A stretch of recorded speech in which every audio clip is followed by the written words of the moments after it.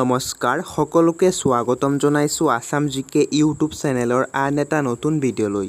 আজিৰ ভিডিঅ'ত আমি অসম চৰকাৰৰ তৃতীয় আৰু চতুৰ্থ বৰ্গৰ পৰীক্ষাৰ বাবে প্ৰয়োজনীয় হোৱাকৈ এখন মডেল কুৱেশ্যন পেপাৰ লৈ আহিছোঁ।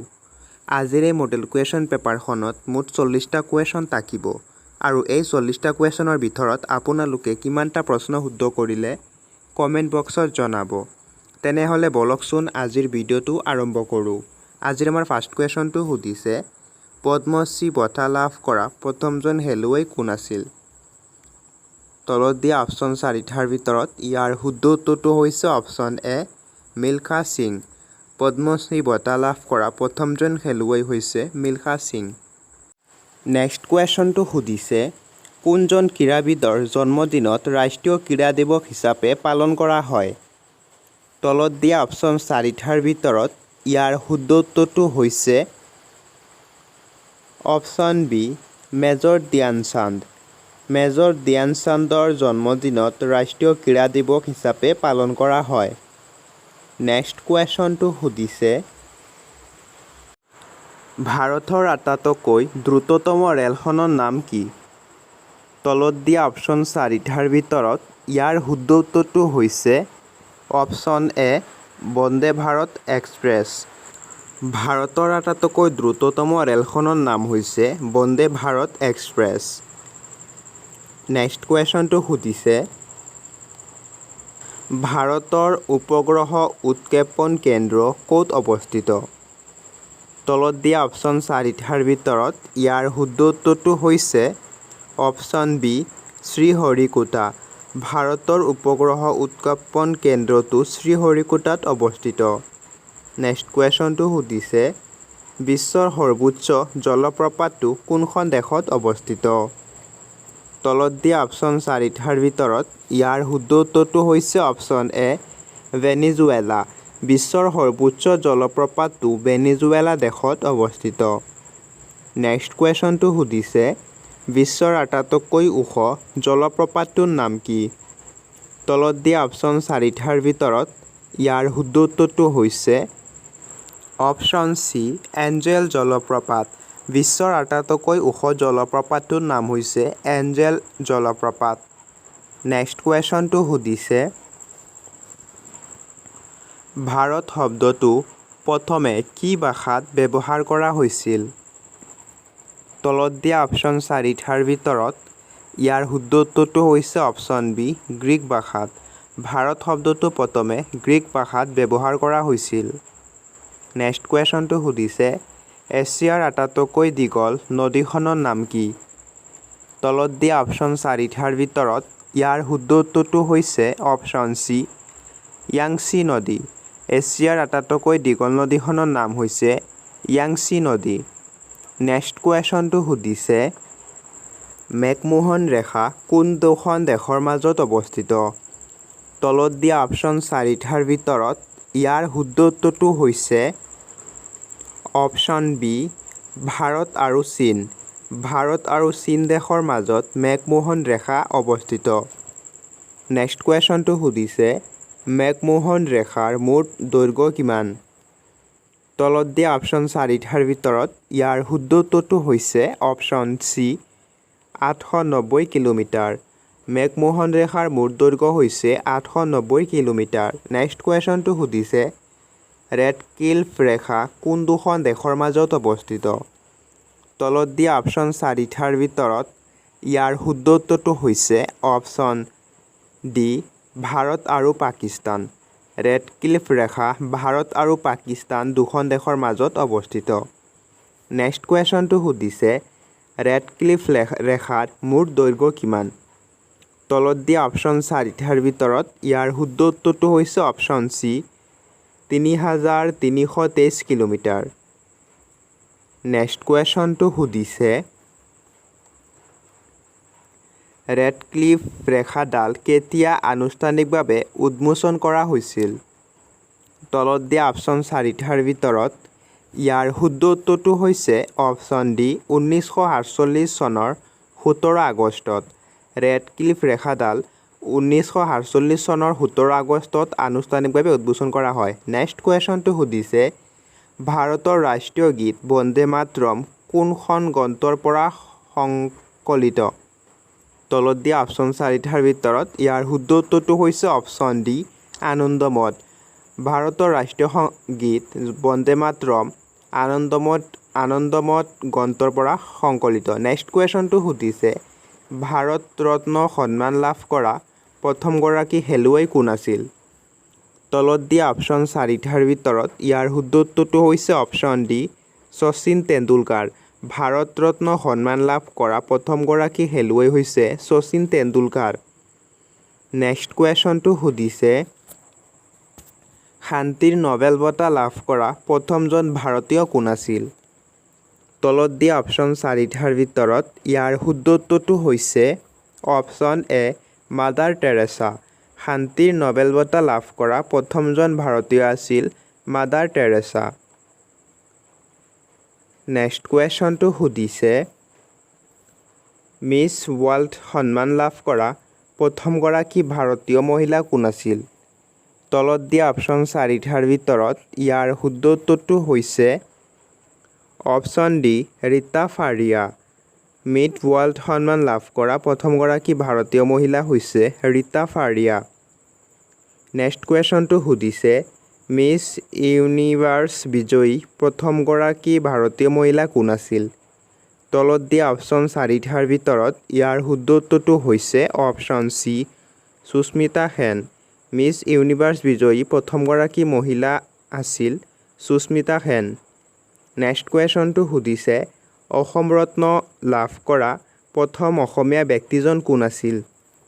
তলত দিয়া অপশ্যন চাৰিটাৰ ভিতৰত ইয়াৰ শুদ্ধ উত্তৰটো হৈছে option A doctor Bhupen Hazarika. Assam Ratna লাভ কৰা প্ৰথম অসমীয়া ব্যক্তিজন হৈছে ডক্টৰ ভূপেন হাজৰিকা। নেক্সট কুৱেশ্যনটো সুধিছে কিমান চনত ডক্টৰ ভূপেন হাজৰিকাই অসম ৰত্ন বঁটা লাভ কৰিছিল? তলত দিয়া অপশ্যন চাৰিটাৰ ভিতৰত ইয়াৰ শুদ্ধ উত্তৰটো হৈছে অপশ্যন চি 2009 চনত। 2009 চনত ডক্টৰ ভূপেন হাজৰিকাই অসম ৰত্ন বঁটা লাভ কৰিছিল। নেক্সট কুৱেশ্যনটো সুধিছে সবৰমতী আশ্ৰম কোনে প্ৰতিষ্ঠা কৰিছিল? তলত দিয়া অপশ্যন চাৰিটাৰ ভিতৰত ইয়াৰ শুদ্ধ উত্তৰটো হৈছে অপশ্যন ডি মহাত্মা গান্ধী। সবৰমতী আশ্ৰম মহাত্মা গান্ধীয়ে প্ৰতিষ্ঠা কৰিছিল। নেক্সট কুৱেশ্যনটো সুধিছে পৃথিৱীৰ আটাইতকৈ লৱণতা থকা সাগৰখনৰ নাম কি? তলত দিয়া অপশ্যন চাৰিটাৰ ভিতৰত ইয়াৰ শুদ্ধ উত্তৰটো হৈছে অপশ্যন চি মৃত সাগৰ। পৃথিৱীৰ আটাইতকৈ লৱণতা থকা সাগৰখনৰ নাম হৈছে মৃত সাগৰ।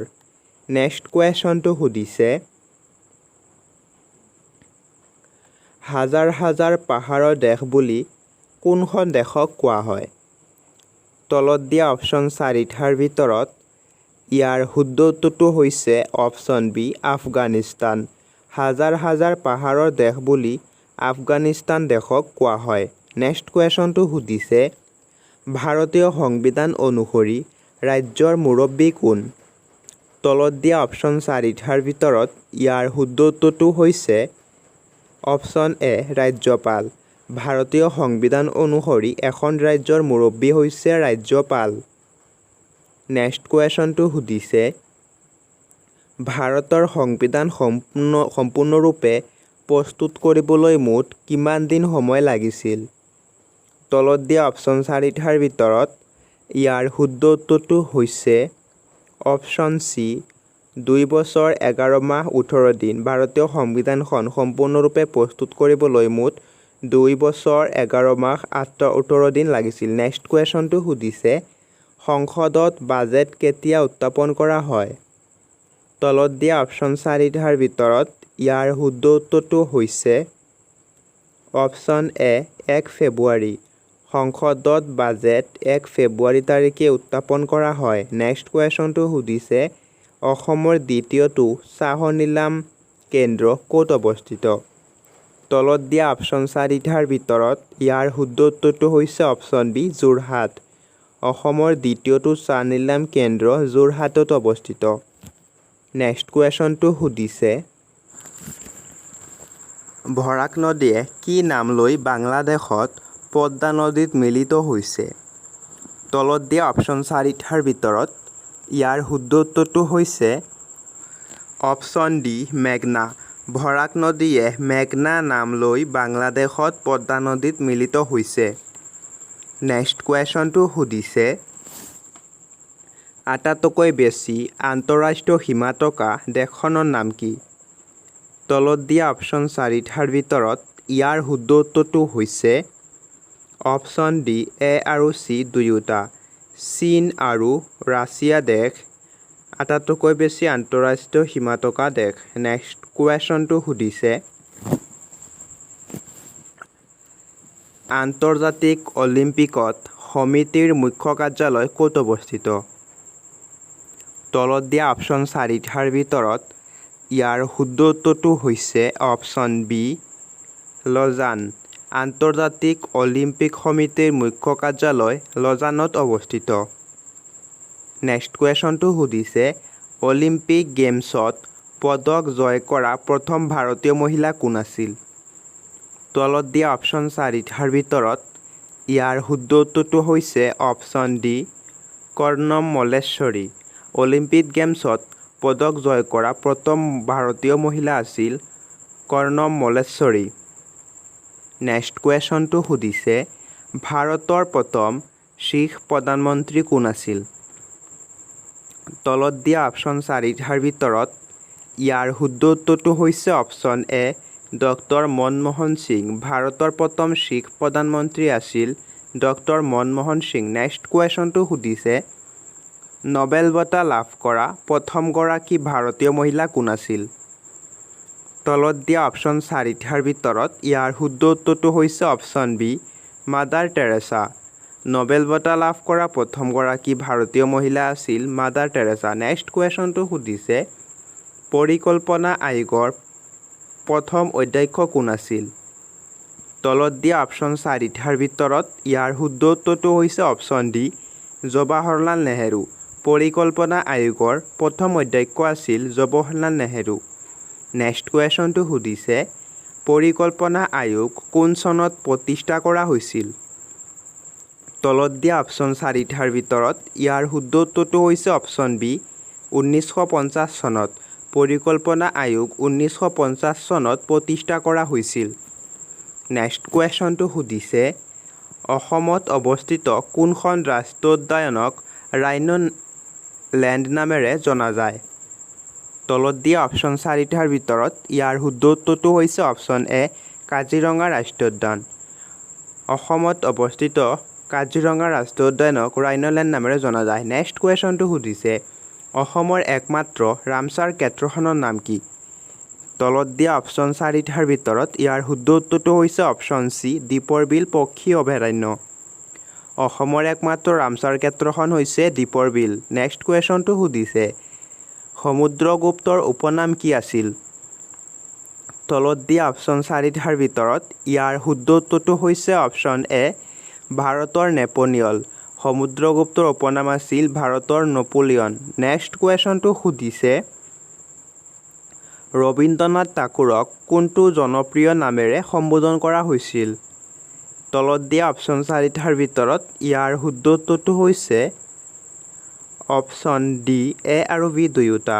বিশ্বকবি আৰু কবিগুৰু দুয়োটা নামেৰে কবিগুৰু ৰবীন্দ্ৰনাথ ঠাকুৰক জনা গৈছিল। নেক্সট কুৱেশ্যনটো সুধিছে কাৰ ৰাজত্বকালত ফাহিয়ান ভাৰতলৈ আহিছিল? তলত দিয়া অপশ্যন 4টাৰ ভিতৰত ইয়াৰ শুদ্ধ উত্তৰটো হৈছে অপশ্যন এ চন্দ্ৰগুপ্ত দ্বিতীয়। চন্দ্ৰগুপ্ত দ্বিতীয়ৰ ৰাজত্বকালত ফাহিয়ান ভাৰতলৈ আহিছিল।